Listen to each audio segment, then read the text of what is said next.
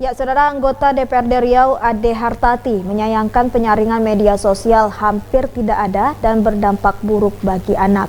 Orang tua harus peduli untuk menjadi benteng penyaring informasi yang tidak baik bagi anak. Dalam kehidupan bermasyarakat banyak perubahan dan penemuan baru yang kita jumpai semakin hari semakin beragam. Dari kebutuhan primer, sekunder, dan tersier. Hal tersebut menyesuaikan diri dengan kebutuhan hidup masyarakat. Perubahan dan penemuan tersebut meliputi hal-hal yang berskala kecil hingga skala yang sangat besar dan selalu berubah setiap harinya. Hal ini jelas sudah tidak bisa dihindari lagi, yang secara tidak langsung akan menyebabkan perubahan struktur dan pola dalam masyarakat itu sendiri. Salah satu perubahan besar yang dirasakan masyarakat adalah perkembangan teknologi yang semakin beragam. Meskipun perubahan tersebut tak dapat dihindari, tapi kita bisa mengatur mana yang mau kita ambil pengaruh baiknya atau justru pengaruh buruknya. Penggunaan gadget kini terbilang sudah menjadi kebutuhan bagi semua orang. Tanpa sadar kegiatan ini dapat berpengaruh terhadap kesehatan mental. Banyak orang yang percaya bahwa baik gadget maupun media sosial memiliki banyak dampak negatif. Platform media sosial berkembang sangat pesat mulai dari Facebook, Twitter, Instagram, TikTok, dan media sosial lainnya. Keberadaan media sosial tersebut banyak mengubah cara orang berinteraksi. Sebagai alat, media sosial adalah pedang bermata dua. Meskipun memiliki banyak manfaat, media sosial juga dapat mempengaruhi dengan cara yang tidak sehat.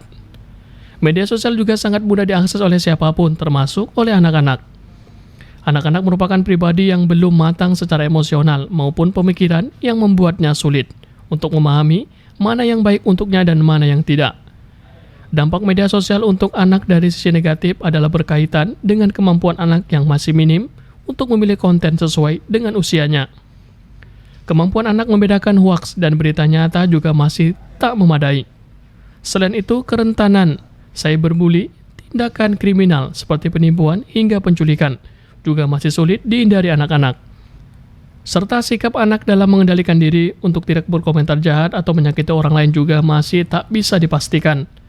Dampak negatif lainnya adalah terlalu sering menggunakan media sosial dipercaya dapat mengganggu perkembangan otak anak, merusak penglihatannya, bahaya radiasi hingga memicu sikap temperamental pada anak.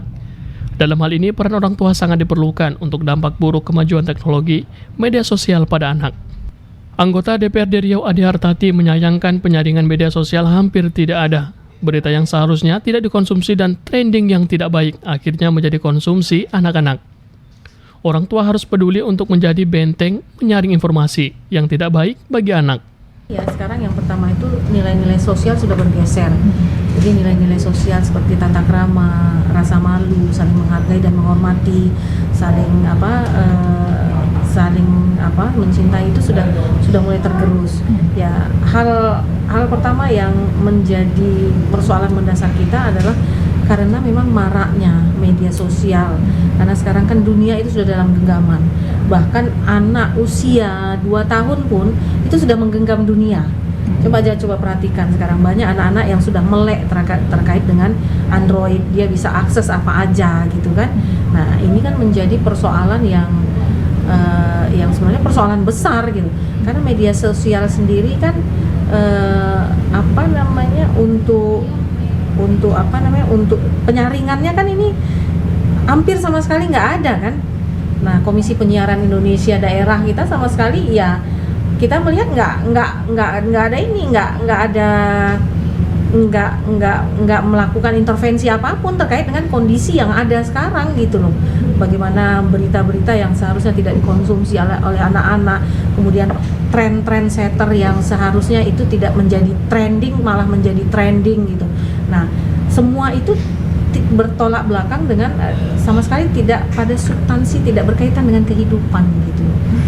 Tidak berkaitan dengan kehidupan, dengan bagaimana pendidikan anak-anak, kemudian juga kesehatan anak-anak, ekonomi masyarakat. Nah, nggak berkaitan dengan itu. Jadi ruang publik kita ini sudah diisi oleh media sosial yang memang mungkin diciptakan atau dikondisikan ya untuk meninabobokkan kita, sementara komisi-komisi yang dibentuk oleh pemerintah mulai dari pusat sampai daerah itu sama sekali nggak memiliki intervensi apapun terkait kondisi itu gitu. Coba aja lihat sekarang anak-anak sudah bisa mencontohkan bagaimana bahasa-bahasa yang dikeluarkan oleh selegram kita gitu loh.